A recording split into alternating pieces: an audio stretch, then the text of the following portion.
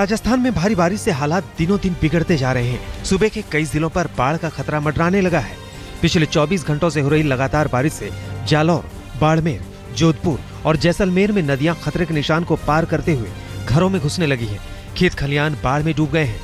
सगरा बांध टूटने से कई गांव जलमग्न हो गए, जबकि सड़कों पर बह रही गोगड़ी नदी का पानी निचले इलाकों में भर गया है। प्रशासन राहत के काम में जुटा है।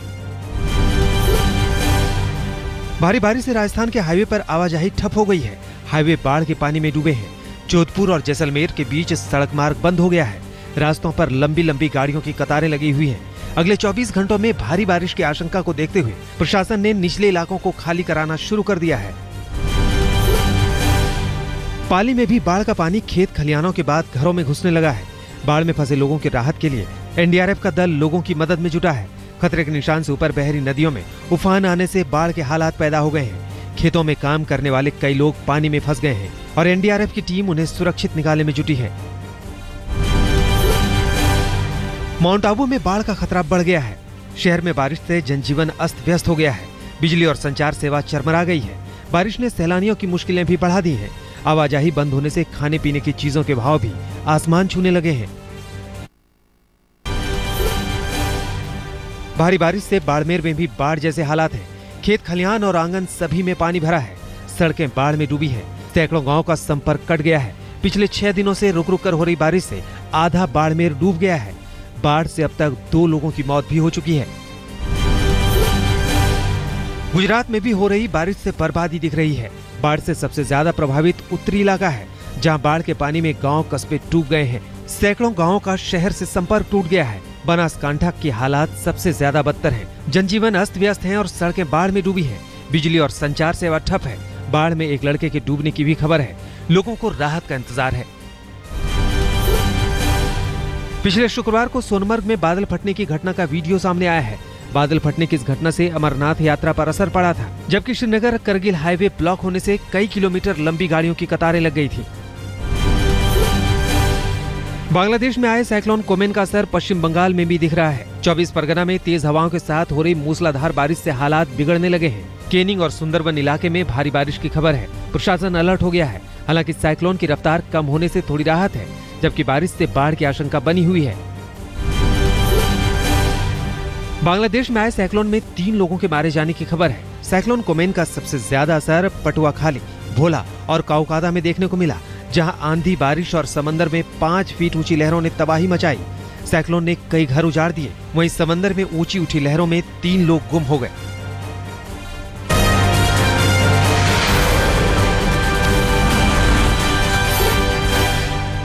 जालंधर पुलिस ने एक पाकिस्तानी महिला को बिना पासपोर्ट और वीजा के पकड़ा है। पुलिस की पूछताछ में ये महिला बस फिल्म स्टार सलमान खान से मिलने की रट लगाए हुए है। महिला का कहना है कि उसका मामा सलमान खान के यहाँ काम करता है और वो उसके पास जा रही है, जो उससे सलमान खान से मिलवा देगा। पुलिस को महिला पर जासूस होने का शक है। बम्बई के अंदर काम करते हैं, जिन्हें बिग बॉस चल रहा है, उनके थ्रू में यहाँ पे मेरे पास दवाई के पर्चे, मैंने उनके पास जाना, उनका नंबर भी मैंने लोगों को दिया, शाहरुख खान का, सलमान खान का। मैंने कहा आप उन लोगों तक मुझे पहुँचा दें। दिल्ली में ईडीएमसी के सफाई कार्यालय में अचानक हुए जोरदार धमाके में एक कर्मचारी की मौत हो गई। मृतक के परिजनों का आरोप है कि किसी ने पहले से ही विस्फोटक सामग्री रखी थी। पुलिस ने शव को पोस्टमार्टम के लिए भेज दिया है और पुलिस मामले की जांच में जुट गई है। दिल्ली में विदेशी महिला ने एक कैब ड्राइवर के खिलाफ यौन शोषण की रिपोर्ट लिखाई है। अमेरिकी मूल की ये महिला दिल्ली में किसी काम से आई थी। इस दौरान जिस कैब ड्राइवर को उसकी टूर एजेंसी ने बुक किया था, उसने महिला के साथ बदसलूकी की। अब दिल्ली पुलिस आरोपी कैब ड्राइवर को तलाश रही है। दिल्ली के वेलकम इलाके में नाले में गिरकर 10 साल के मासूम की मौत हो गई। कई घंटों की भारी मशक्कत के बाद शव को बाहर निकाला गया। पुलिस मामले की जांच कर रही है। दिल्ली पुलिस ने फर्जी मार्कशीट पर दिल्ली यूनिवर्सिटी के कॉलेजों में दाखिला कराने वाले गिरोह का पर्दाफाश किया है। पुलिस ने इस नेटवर्क के 4 लोगों को धरा है, जबकि कई लोग अभी भी फरार हैं। पुलिस ने इनके पास से फर्जी कागजात बनाने का सामान, कंप्यूटर, प्रिंटर और स्टैंप बरामद किए हैं। ये लोग बिहार और मध्य प्रदेश बोर्ड के जाली सर्टिफिकेट बनाते थे और 3 से 7 लाख रुपए लेकर दाखिला कराते थे। दिल्ली पुलिस ने बदरपुर इलाके से 2 शातिर चोरों को गिरफ्तार किया है। पुलिस ने इनके पास से चोरी की होंडा सिटी कारें, कुछ लैपटॉप, मास्टर की और दूसरी चीजें बरामद की हैं। पुलिस ने इस गिरोह को धरकर करीब 1 दर्जन वारदातों को सुलझाने का दावा किया है। दिल्ली के सरता विहार इलाके में डकैती की वारदात को अंजाम दे रहे डकैतों को पुलिस ने दबोच लिया। 5 डकैत एक घर में महिला को बंधक बनाकर लूटपाट कर रहे थे, लेकिन घर की महिला ने दिलेरी दिखाते हुए शोर मचाना शुरू कर दिया, जिससे भीड़ ने एक डकैत को पकड़ लिया और पुलिस के हवाले कर दिया।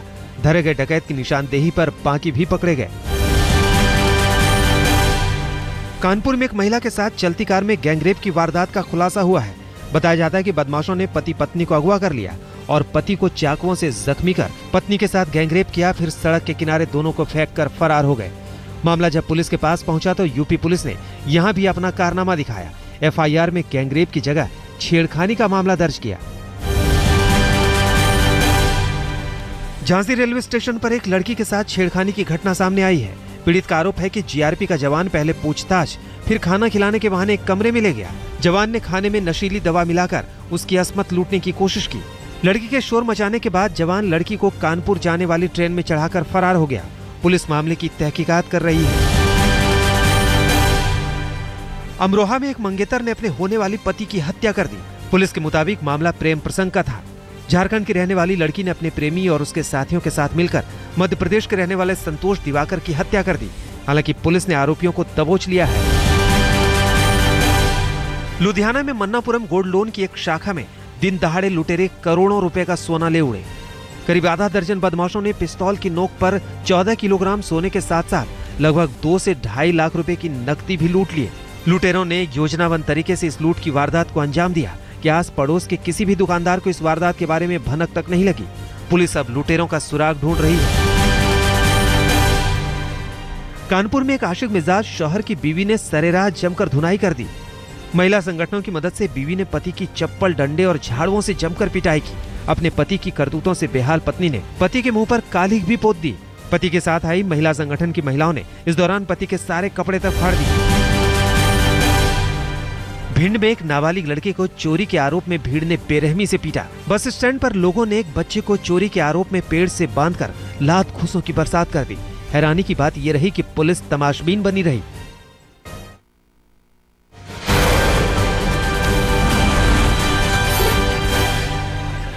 बिहार के छपरा में छात्रों ने जमकर उत्पात मचाया। अपने नामांकन से जुड़ी परेशानियों के निपटारे के लिए कॉलेज प्रशासन के ढीले ढाले रवैये से परेशान छात्रों ने हंगामा कर दिया। छात्रों ने कॉलेज के सामने गाड़ियों में तोड़फोड़ की, ट्रकों के शीशे तोड़े और एक ट्रक को आग के हवाले कर दिया। पुलिस आने पर मामला शांत हुआ। मथुरा में लगे गोवर्धन मेले में पहुंचने के लिए श्रद्धालुओं को अपनी जान जोखिम में डालनी पड़ रही है। रेलवे की तरफ से गाड़ियों की समुचित व्यवस्था नहीं होने की वजह से ट्रेन की छतों पर सवार होकर श्रद्धालु मेले में पहुंच रहे हैं। हालांकि ये नजारा हर साल दिखता है, लेकिन न रेलवे को कोई इसकी परवाह है और न ही प्रशासन को। शायद दोनों ही बड़े हादसे का इंतजार कर रहे हैं। हालांकि रेलवे ये दलील देती है कि लोग मानते नहीं हैं। पटना सिटी के दीदारगंज में एक ट्रक में आग लग गई। ट्रक में कुरकुरे और लेस चिप्स के पैकेट लदे थे। दमकल वालों को आग पर काबू पाने के लिए खासी मशक्कत करनी पड़ी। आगरा में जहरीला खाना खाने से 15 लोगों की तबीयत खराब हो गई, जबकि एक की मौत हो गई। बताया जाता है कि एक हर्बल कंपनी में काम करने वाले करीब 20 लड़कों ने घर में बना खाना खाया। उसके बाद उनकी हालत बिगड़ने लगी। झारखंड में बारिश के बाद बीमारी का मौसम आ गया है। अस्पतालों में डायरिया और मलेरिया के मरीजों से बिस्तर भरता जा रहा है। ग्रामीण इलाकों में स्वास्थ्य सेवा बदहाल होने की वजह से मरीज भगवान भरोसे हैं। गाँव में न अस्पताल है, न डॉक्टर, न दवा। स्वास्थ्य विभाग की लापरवाही का आलम यह है कि करोड़ों की लागत से बने करीब 4 दर्जन अस्पताल बीते कई सालों से उद्घाटन की बाट जो रहे हैं। इसमें रांची में करीब 175 करोड़ की लागत से बना सुपर स्पेशलिटी अस्पताल भी शामिल है। गुरदासपुर में हुए आतंकी हमले के बाद तरनतारन में प्रशासन ने लड़कियों के मुंह ढककर चलने पर प्रतिबंध लगा दिया है। शहर में महिला सिपाही जगह जगह चेकिंग अभियान चलाकर लड़कियों को चेतावनी दे रही हैं और सीमा से लगे इलाकों में आतंकी खतरे से निपटने के लिए बंकर बनाए जा रहे हैं। आतंकियों के मंसूबों को नाकाम करने और 15 अगस्त की सुरक्षा को पुख्ता करने के लिए गुड़गांव पुलिस ने शहर में सुरक्षा को बढ़ाने का फैसला किया है।